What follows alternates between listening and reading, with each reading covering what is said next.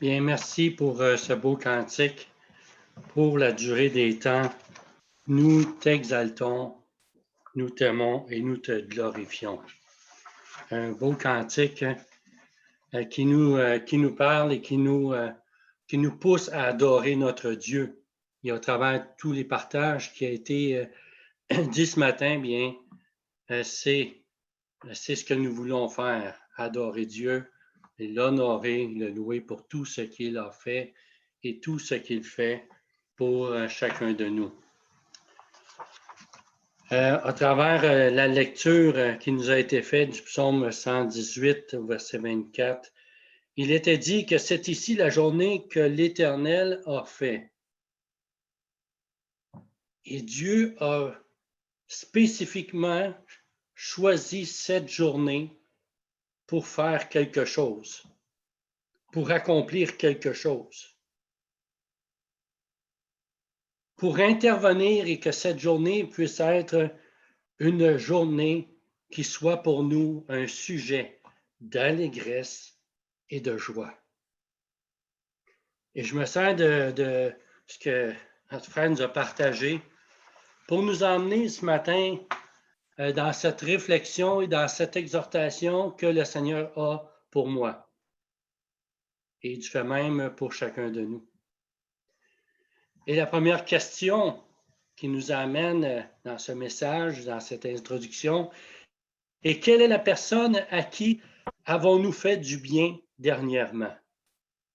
Bien, au travers des témoignages qui étaient dits, bien, le Seigneur se sert parfois de nous comme canal pour apporter des paroles d'encouragement, pour faire et agir envers les autres et d'accomplir sa volonté.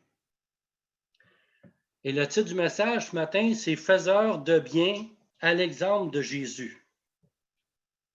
Faiseurs de bien à l'exemple de Jésus. Dans Ésaïe chapitre 5, verset 20, en introduction toujours, qui va nous emmener dans notre passage que nous avons regardé ce matin, il nous a dit dans Ésaïe, « Malheur à ceux qui appellent le mal bien et le bien mal, qui changent les ténèbres en lumière et la lumière en ténèbres. » Mais la première partie nous parle du bien et du mal. Malheur à ceux qui appellent le mal bien. Mais le mal se fait parfois de différentes façons, comme le bien aussi agit de différentes façons. Dépendant de l'importance que nous allons y mettre, bien c'est l'un ou l'autre qui va paraître dans nos vies, dans nos actions, et ainsi de suite. Et c'est ce qui nous amène dans ce passage de Jacques, dans cette exhortation sur l'entraide ce matin, qui nous dit dans Jacques chapitre 4 et verset 17, « Celui donc qui sait comment faire ce qui est bien et qui ne le fait pas, commet un péché. » Il va jusqu'à dire que ne pas faire le bien, c'est faire le péché. Et je reviendrai à ce passage tantôt de psaume que nous avons lu, que l'Éternel a fait cette journée, ce jour, afin qu'il soit pour nous une journée d'allégresse. Sommes-nous comme Dieu, ce canal, cette personne, ces gens qui vont porter l'allégresse et la joie autour de nous? Faire ce qui est bien aux yeux du Seigneur, c'est d'être un synonyme que je trouvais intéressant, des forgeurs, des fabricants, des confectionneurs et des artisans de bien. Peut-être on a déjà entendu ce mot-là, des artisans de bien, qui travaillent au bien et qui cherchent le bien des autres. Afin de bien cibler ce matin la pensée du Seigneur à travers les paroles de Jacques, nous commencerons par ne pas savoir faire le bien, qui était la deuxième partie, et comment savoir faire le bien pour ne pas pécher. Et j'ai ce titre en rapport avec ce passage dans ma Bible qui était inscrit « À ceux qui forment des projets ». Dans le contexte que nous regardons, que nous voyons ce texte, il nous est parlé dans ce contexte de former des projets, des personnes qui forment et qui font des projets. Donc, ce passage est en rapport avec ce que je prévois pour demain et pour mon avenir, mais sans tenir compte de ce que je pourrais faire de mon vivant aujourd'hui pour les autres. C'est le contexte dans lequel ce texte nous est donné. Et Jésus va dire ceci dans Luc chapitre 12, versets 15 à 20. « Gardez-vous avec soin. » Gardez-vous avec soin. Très important, avec soin. De toute avarice ou cupidité, car la vie d'un homme, même dans l'abondance, ne dépend pas de ce qu'il possède. Et il leur dit cette parabole, les terres d'un homme riche avaient beaucoup rapporté. Il raisonnait en lui-même en disant, que ferai-je? Car je n'ai pas de place pour serrer ma récolte. Et on est dans ce temps où les gens commencent à récolter, commencent à semer pour récolter à la fin d'été. Mais on est dans la semence. Et à l'image de nous ce matin, nous sommes en train de semer pour la vie éternelle. Et qu'est-ce que je vais semer? Bien, comme il nous a dit, nous allons aussi le récolter.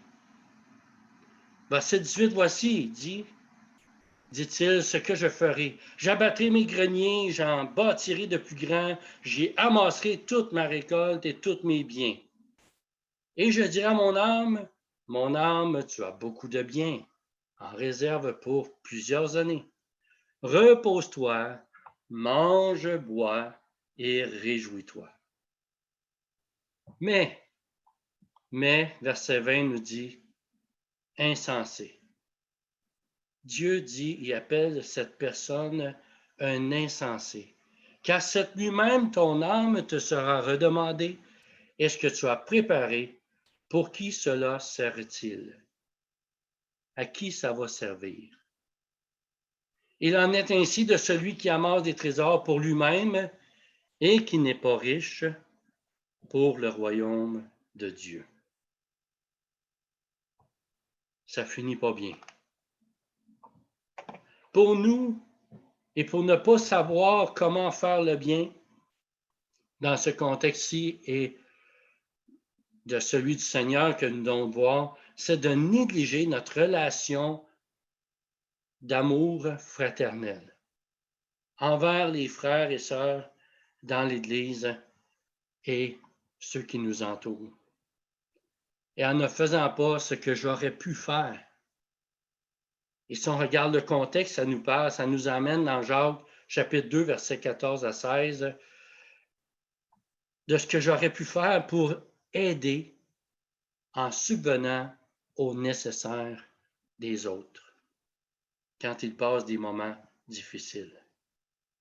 Est-ce que c'est possible qu'au travers ces temps de pandémie que nous passons présentement, certaines personnes vivent des moments difficiles?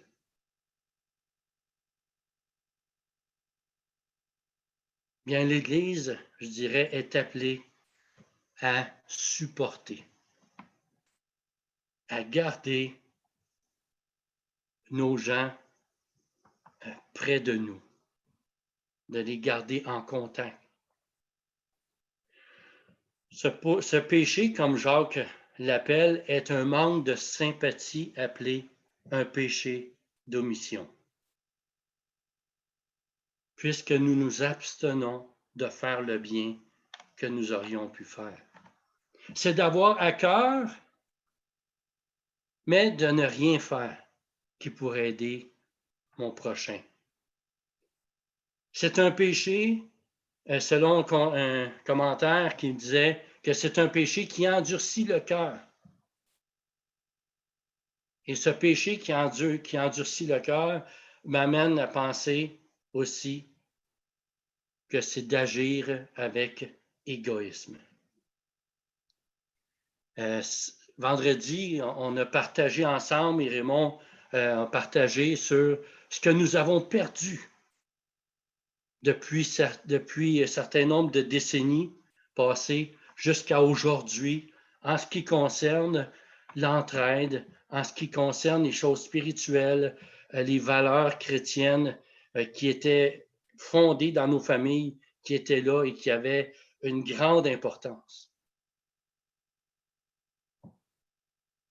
Mais lorsqu'on regarde aussi dans 2 Timothée chapitre 3, verset 2, il nous est mentionné l'égoïsme comme étant la prédisposition du monde en général des derniers jours avant le retour du Seigneur. Et nous pouvons voir à la fin du verset 3, il ira jusqu'à dire que les gens seront ennemis des gens de bien. Ennemis des gens de bien. Est-ce possible que faire le bien va nous amener des ennemis? Bien, c'est ce que la parole de Dieu nous dit. Bien que nous travaillons à faire le bien autour de nous, il y a certaines personnes qui vont voir ce que nous faisons comme étant mal, comme nous avons vu aussi tantôt dans Ésaïe. Là où ce qu'on appellera le mal bien et le bien mal. Et cela est en train de prendre de plus en plus d'ampleur dans notre société aujourd'hui. Mais, mes frères et sœurs, il ne doit pas en être ainsi pour nous. Car Jacques nous dit que c'est un péché. Et parler du péché, comme disaient nos frères cette semaine, parler du péché, ce n'est pas un discours populaire aujourd'hui. Ce n'est pas quelque chose qui va nous attirer une grande foule. Mais pourtant, c'est les vérités de Dieu que nous regardons. Et les vérités de Dieu ne sont pas, en majoritairement du temps, nos vérités à nous.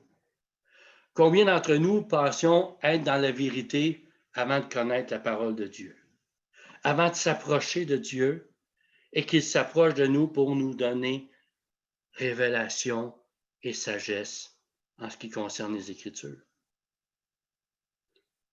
Et lorsque je parle autour de moi du Seigneur, bien, c'est souvent la réaction que je reçois. Et peut-être sûrement vous aussi. Lorsqu'on prend position pour les choses de Dieu, bien, ça peut nous emmener, même si en faisant les plus belles œuvres et les plus belles choses que nous pourrions faire, ne nous amène pas toujours les clameurs ou les encouragements dont nous mériterions. Jésus ira jusqu'à dire, dans ce contexte, dans Luc chapitre 12, verset 47, le serviteur qui, ayant connu la volonté de son maître, n'a rien préparé et n'a pas agi selon sa volonté, sera battu d'un plus grand nombre de coups. Est-il possible que, pas seulement est-il possible, mais nous voyons à travers ce texte, Jésus nous confirme ici et nous dit de faire sa volonté. Malgré que ça peut nous apporter parfois des ennemis, malgré que nous ne serons pas toujours soutenus en faisant le bien,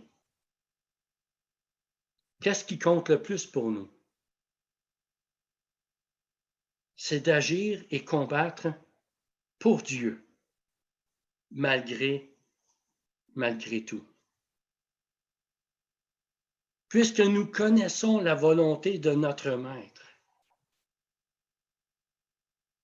nous savons que le Seigneur veut et désire que nous participions, nous soyons des participants à son œuvre.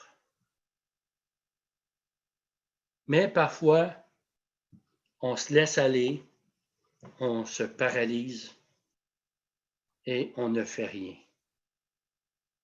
On n'agit pas pour préparer et agir. Pourquoi est-ce que Jésus parle n'a rien préparé et n'a pas agi selon sa volonté? Deux choses ici. N'a rien préparé. Je suis convaincu que même avec le peu que nous pouvons disposer, il est possible de venir en aide à au moins une personne en mettant en pratique la parole de Dieu. Comment faire pour y arriver, même avec peu? Bien, dans notre texte, il est dit « rien faire » a le sens de rien préparer, de ce qui signifie dans la définition du grec « n'a rien » ou qui n'a rien réservé, qui n'a rien disposé,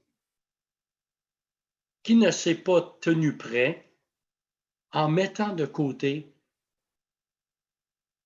afin que lorsque la situation va arriver, qu'il puisse agir.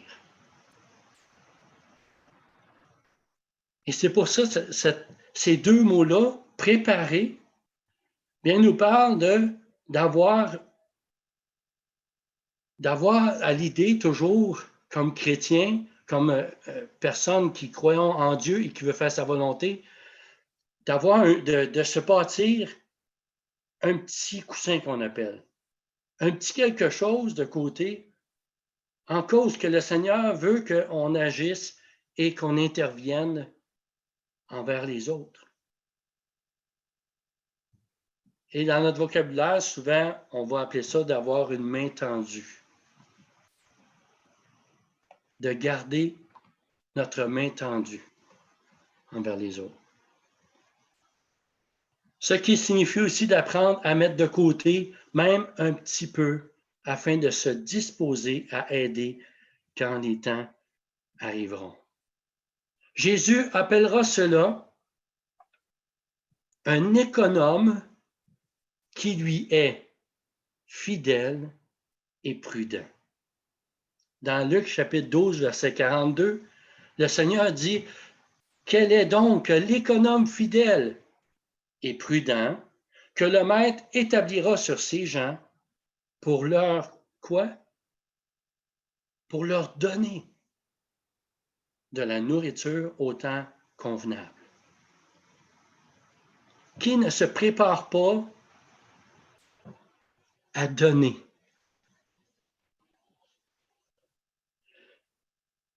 Bien, frères et sœurs, nous sommes ces personnes que le Seigneur a choisies, a établies sur Marieville, sur l'église de Marieville,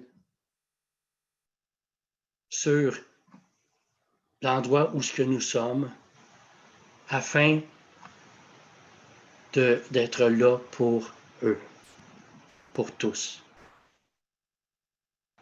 Il est certain que le serviteur du Seigneur doit être à son écoute pour savoir et connaître sa volonté.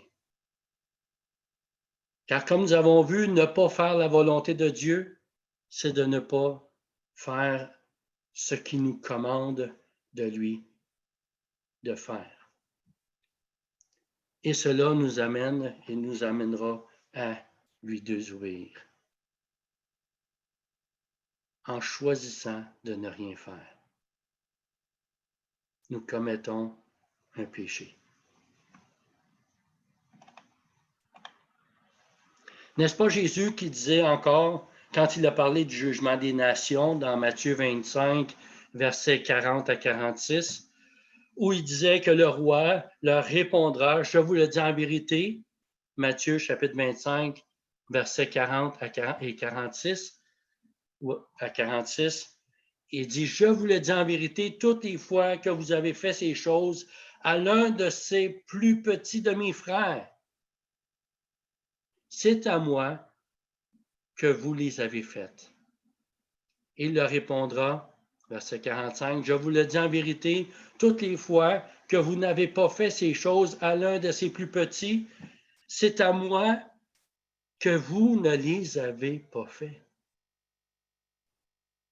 Et quelle sera la fin de ceux qui n'auront pas fait ce que le Seigneur lui demande? » Verset 46, « Ceux-ci iront au châtiment éternel, mais les justes à la vie éternelle. » Amen. Donc, celui et celle qui ne fait rien, même en se croisant les bras, pêche. Le fait de faire, comme on appelle, les sourds d'oreille, lorsque le Seigneur nous met à cœur quelque chose et que l'on ne fait pas, bien, c'est un péché devant lui.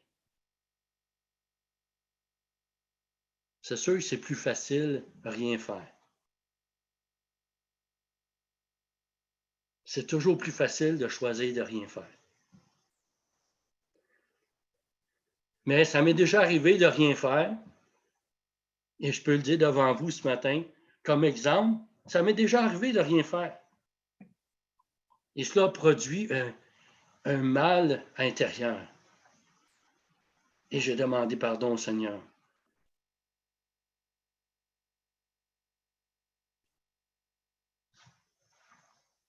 Le Seigneur est le même et il nous parle. Par son esprit, il vit et il nous parle, frères et sœurs. Sommes-nous à son écoute? Sommes-nous attentifs à sa voix, à ce qu'il a à dire? Celui qui agira sera récompensé et appelé juste et recevra la vie éternelle. Un croyant, une croyante évangélique se distingue par sa foi au sein des Écritures, par sa mise en application dans sa vie, en vivant en communauté avec les croyants qui se serrent les coudes ensemble pour faire avancer l'œuvre de Dieu, pour faire avancer l'œuvre du Seigneur. Une autre façon d'y parvenir, Pierre dira en ce qui concerne Jésus, dans Actes chapitre 10 et verset 38, « Vous savez comment Dieu a oint du Saint-Esprit et de force Jésus de Nazareth, qui quoi? Qui allait. Il ne restait pas immobile, il ne restait pas paralysé et les bras croisés. Mais Jésus allait de lieu en lieu pour se promener et regarder le ciel et le beau temps. Non, il allait de lieu en lieu pour faire du bien. Il faisait du bien partout où il allait. Il guérissait tous ceux qui étaient sous l'empire du diable. Pourquoi? Parce que Dieu était avec lui. Gloire au Seigneur ce matin. Parce que Dieu était avec lui. Et à l'exemple du Seigneur Jésus, qui faisait du bien partout où il allait, nous pouvons tous faire aussi du bien aux autres là où le Seigneur nous a placés. Pourquoi?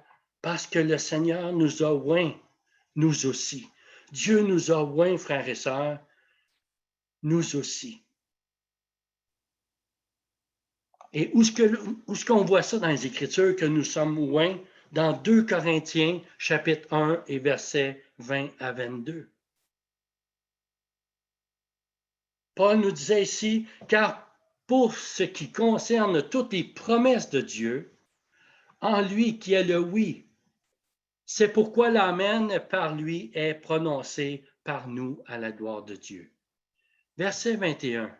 « Et celui qui nous affermit avec vous en Christ et qui nous a oints, c'est Dieu, lequel nous a aussi marqués d'un sceau et mis dans nos cœurs les arts de l'esprit. » Alléluia. Gloire au Seigneur. À celui qui nous affermit en Jésus-Christ.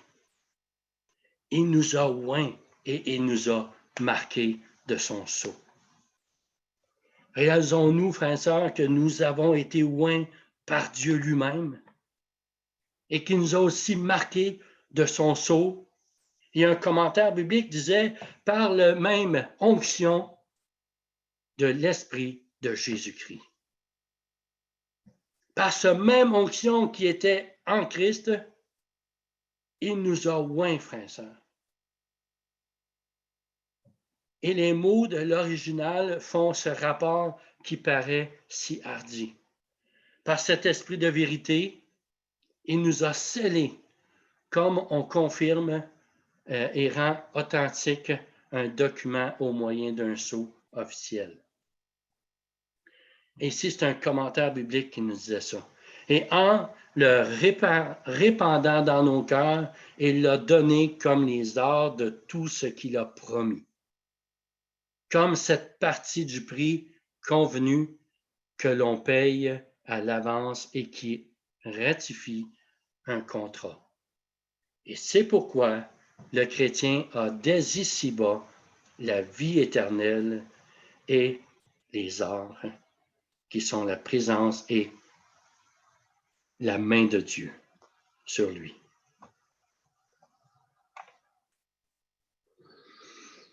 Bien, j'étais béni ce matin par ces témoignages. Comment est-ce que le Seigneur peut travailler à travers chacun de nous? Comment est-ce que ça nous bénit de pouvoir voir tout ce que Dieu fait? Jean qui va, et avec Sylvie, qui vont témoigner à des personnes souffrant. Jacques qui est à l'hôpital et qui fait du bien alentour de lui, qui fait que d'autres personnes, que cette personne veut continuer à avoir un rapport. Et on a d'autres, je me souviens de d'autres aussi qui ont partagé, avoir amené, avoir partagé la parole de Dieu autour d'eux et d'avoir eu cette même réaction de gens qui étaient bénis de leur présence. Paul dira dans l'Épître aux Romains, dans Romains chapitre 12 et verset 21, « Ne te laisse pas vaincre par le mal, mais sois au contraire vainqueur sur le mal, en surmontant le mal par le bien. » Rien de mieux comme médicament que lorsque ça va mal, de faire du bien. De se mettre à l'œuvre et dire, oui, ça va mal. Oui, il y a certaines choses qui arrivent. Oui, la pandémie nous enferme chez nous. On ne peut pas faire ce qu'on aimerait faire. Mais cherchons à amener ce mal-là en bien. Éphésiens chapitre 6, verset 8 nous dira, sachant que chacun, soit esclave, soit libre, recevra du Seigneur selon ce qu'il aura fait de bien. Donc, notre objectif et notre vue, notre vision doit être toujours fixée sur le bien. Travailler au bien commun dans l'Église. Travailler au bien commun les uns envers les autres. Lorsque je désire être vainqueur sur le mal, la meilleure façon de m'en sortir est en faisant le bien. Proverbe chapitre 12 et verset 2 nous dira ceci, que l'homme de bien obtient la faveur de l'Éternel. Mais l'Éternel condamne celui qui est plein de malice. Mais heureusement que nous avons les faveurs de Dieu à chaque fois que nous cherchons le bien autour de nous. Bien, le Seigneur manifeste sa présence, manifeste sa bonté envers nous lorsque nous sommes à travailler au bien. Une citation que je lisais qui disait « Chercher le bien des autres fait ressortir le meilleur de toi. » Wow, c'est spécial. Hein? Chercher le meilleur des autres plutôt que rechercher le meilleur de moi-même et d'avoir les yeux fixés sur moi. Chercher le meilleur des autres, bien, il va faire ressortir ce qui de toi est meilleur. Pourquoi faire du bien aux autres? Jésus a dit ceci dans Matthieu chapitre 6 et verset 20. Amassez-vous des trésors dans le ciel, où la teigne et la rouille ne détruisent point et où les voleurs ne percent ni ne dérobent. Bien, le bien que nous faisons, frères et sœurs, ce n'est pas pour être glorifié. Ce n'est pas pour se faire valoir. Mais lorsque nous cherchons le bien selon Dieu, selon le Seigneur, bien, c'est de travailler pour s'amasser des trésors pour la vie éternelle. Et agir pour le bien des autres contribue à amasser des récompenses qui seront éternelles et me permet d'accomplir ce que le Seigneur me demande dans l'amour fraternel qui nous unit tous à lui.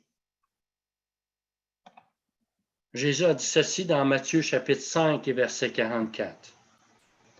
Mais moi, je vous le dis, aimez vos ennemis, bénissez ceux qui vous maudissent.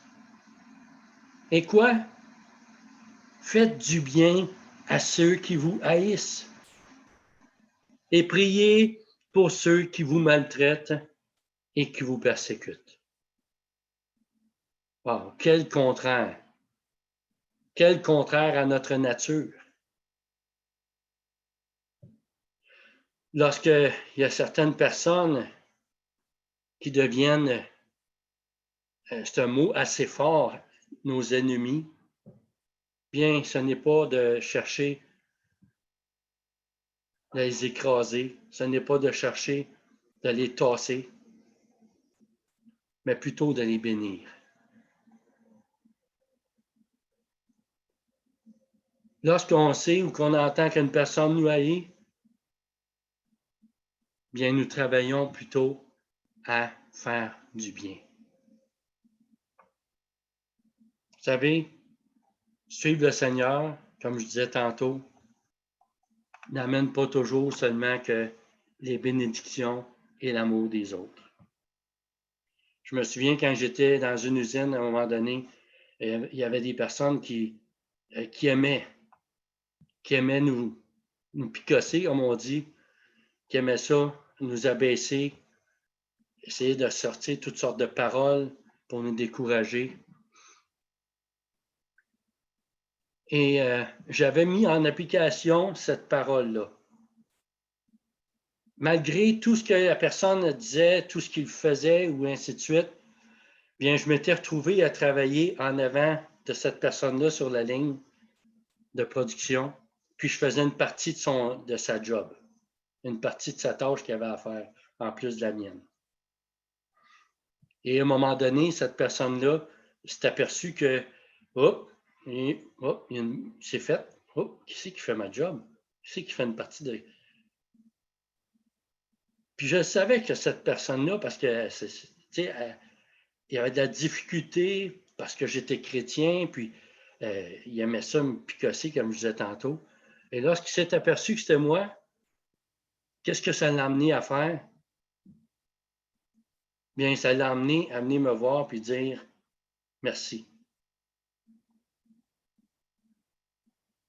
C'est pas que je recherchais son merci, mais je recherchais l'intervention du Seigneur au travers ce que je voulais faire, ce que je faisais. J'ai dit, Seigneur, je vais lui manifester l'amour, ton amour, et je vais faire ce que tu me dis de faire. Je vais lui faire du bien. Je vais l'aider. Et ça l'a amené à venir me voir après pour me poser des questions sur la foi, en particulier. Et on a eu des bons échanges par la suite.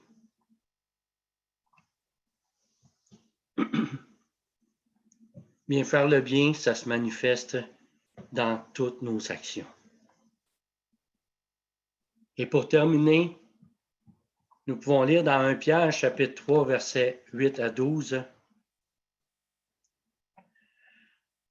1 Pierre chapitre 3, versets 8 à 12, où il nous a dit, soyez tous animés.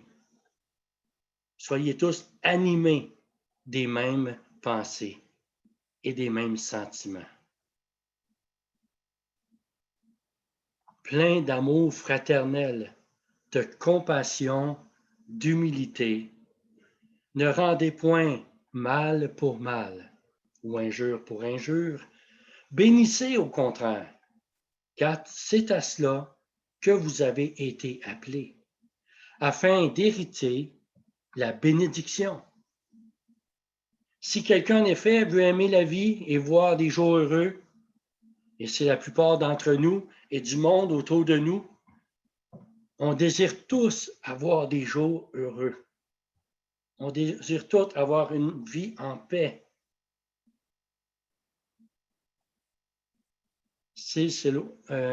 Qu'il préserve sa langue du mal et ses lèvres des paroles trompeuses. Verset 11, qu'il s'éloigne du mal et fasse le bien, qu'il recherche la paix et la poursuive. Verset 12, pourquoi? Car les yeux du Seigneur sont sur les justes et ses oreilles sont attentives à leurs prières. Mais la face du Seigneur est contre ceux qui font le mal. Quelle belle parole. Quelle belle parole. Le Seigneur reste le même et il a les yeux sur ses justes, ceux qui agissent selon sa justice. Sur ceux et celles, comme nous avons vu et que nous voyons ce matin, qui font le bien, qui travaillent pour le bien commun. Et frères et sœurs, le fait de mettre en application, de faire le bien, de rechercher la paix et de la poursuivre, bien nous amènera la réponse du Seigneur dans nos prières. Nous aurons l'approbation de Dieu.